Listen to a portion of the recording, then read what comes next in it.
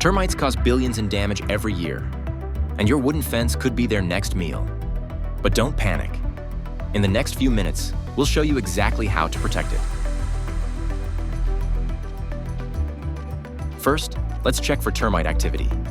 Look for these signs: pencil-sized mud tubes climbing the base, hollow-sounding wood when tapped, and tiny piles of discarded wings or sawdust-like droppings called frass.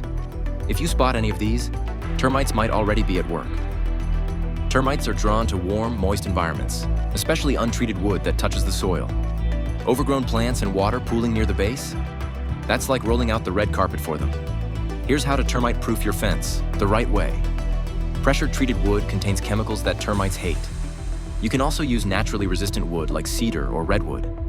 Borat is a long-lasting solution you can spray or brush on. It penetrates the wood and kills termites on contact.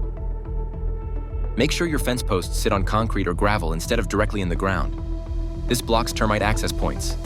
Trim plants away from your fence and fix any sprinkler leaks. Termites love moisture, so drying out the area is key.